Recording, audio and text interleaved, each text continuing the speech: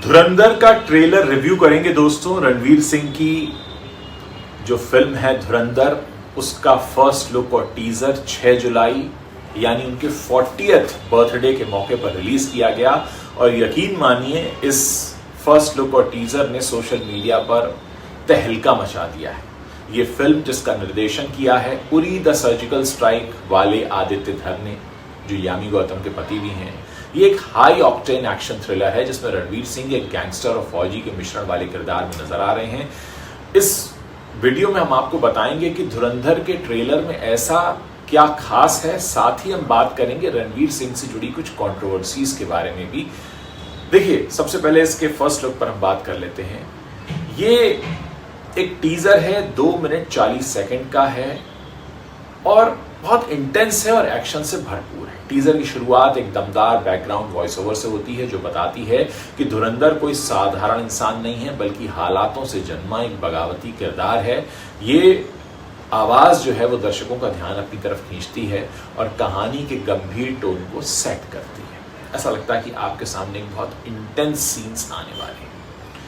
रणवीर सिंह का लुक भी बेहद खतरनाक है, इंटेंस है। लंबे बाल, दाढ़ी और पठानी सूट में उनका स्वैग दर्शकों को पद्मावत के अलाउद्दीन खिलजी और एनिमल वाले रणबीर कपूर की याद दिलाता है। एक सीन में रणबीर बॉम्ब से सिगरेट जलाते दिखते हैं जो उनके किरदार को बताता है कि वो कितना बेखौफ है और कितना बागी है। उनके एक्शन सीन्स जो हैं, पंच बरसाते, वो इमारतें उड़ाते हुए, बंदूक थामते हुए, बड़े स्टाइलिश अंदाज में वो दिखाई दे रहे हैं।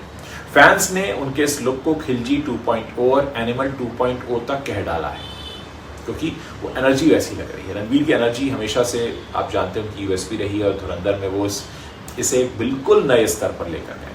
टीजर में उनके डायलॉग डिलीवरी और बॉडी लैंग्वेज से पता लगता है कि किरदार उनकी अब तक की सबसे दमदार भूमिकाओं में से एक हो सकता है।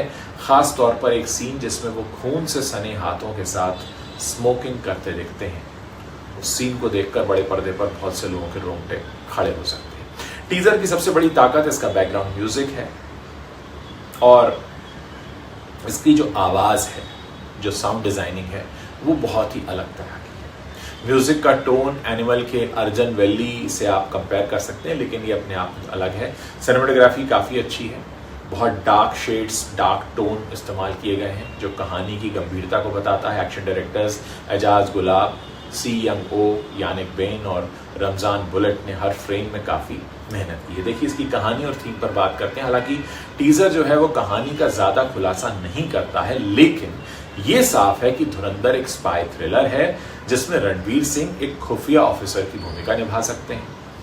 कुछ रिपोर्ट्स ये भी बताती हैं कि ये फिल्म निखिल आडवाणी की डी डे से प्रेरित हो सकती है जिसमें जासूसी और एक्शन का मिक्सचर है।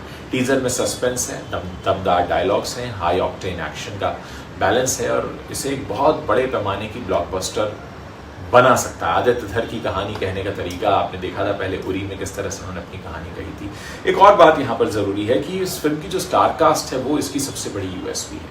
रणवीर सिंह के साथ संजय दत्त, अक्षय खन्ना, आर माधवन और अर्जुन रामपाल जैसे दमदार कलाकार इसमें दिख रहे हैं। संजय दत्त एक नेगेटिव रोल में है जो उनके खलनायक वाले किरदारों की विरासत को और मजबूत कर सकता है। यामी गौतम पत्नी है आदित्य धर की, डायरेक्टर की, उनका भी एक इम्पॉर्टेंट रोल है और उनके पति ने उन्हें बहुत सही रोल दिया है और एक मास्टरपीस स्टार कास्ट इस फिल्म के लिए उन्होंने निकाली है। धुरंधर का टीजर कह सकते हैं एक पावर पैक्ड परफॉर्मेंस का मिक्सचर है। ये एक्शन है, ड्रामा है, सस्पेंस है। रणवीर सिंह के करियर में ये एक बहुत बड़ा उनका कमबैक हो सकता है, खासकर उनकी जो लास्ट हिट थी रॉकी और रॉनी की प्रेम कहानी 2023 में आई थी, 2 साल पहले। उसके बाद उनके फैंस को लग रहा है कि शेर अब जंगल में वापस आ गया है, सभी गैंगस्टर्स का बाप। तो कुल मिलाकर रणवीर सिंह के करियर में कुछ एक इजाफा कर पाएगा, ऐसा इस टीजर को देखकर लगता है। देखिए, फिल्म तो अभी देखी नहीं है, लेकिन जो टीजर बता रहा है और रणवीर सिंह आप जानते हैं, ऐसा लग रहा है कि इस फिल्म के जरिए रणवीर सिंह जो हैं वो रणवीर कपूर से कुछ कह रहे हैं कि भाई तू एनिमल लेकर आया था, मैं धुरंधर लेकर आया हूं। रणवीर सिंह कभी भी कंट्रोवर्सीज से दूर नहीं रह पाते और ये भी एक वजह है कि उनके बारे में अक्सर चर्चा इंटरनेट पर चलती रहती है। सबसे लेटेस्ट विवाद मुझे 2022 का याद आ रहा है, जब उन्होंने न्यूड फोटो शूट कराया था एक मैगजीन के लिए, जिसमें पूरी तरह से वो नग्न नजर आए थे, और ये फोटोशूट सोशल मीडिया पर काफ़ी वायरल हुआ था। बड़े तीखे रिएक्शंस रणवीर को मिले थे, और कुछ लोगों ने इसे उनकी बेबाकी और उनके कॉन्फिडेंस का प्रतीक भी कुछ लोगों ने मान लिया था। कुछ ने कहा था कि भाई ये तो भारतीय संस्कृति के खिलाफ है। इस मामले में उनके खिलाफ मुंबई शहर में एक FIR भी दर्ज हुई थी, जिसमें अश्लीलता फैलाने का आरोप लगाया गया। इस विवाद ने रणवीर सिंह की छवि को 2 हिस्सों में बांट दिया था। एक तो वो लोग थे जो कह रहे थे बड़े बिंदास हैं ये, और दूसरे कह रहे थे यार ये तो बिल्कुल गलत काम करता है, ये कैसा हीरो है। तो धुरंधर के संदर्भ में अगर देखें तो ये पुराना मामला हो चुका है। तो अब टीजर में रणवीर का जो स्मोकिंग सीन है वो हो सकता है कुछ लोगों को इस फोटोशूट की याद दिलाए, क्योंकि होता है कि जब भी आपकी एक पिक्चर आती है तो उससे जुड़ी या आपकी जो कंट्रोवर्सी होती है उसको लोग उसको भी याद करते हैं।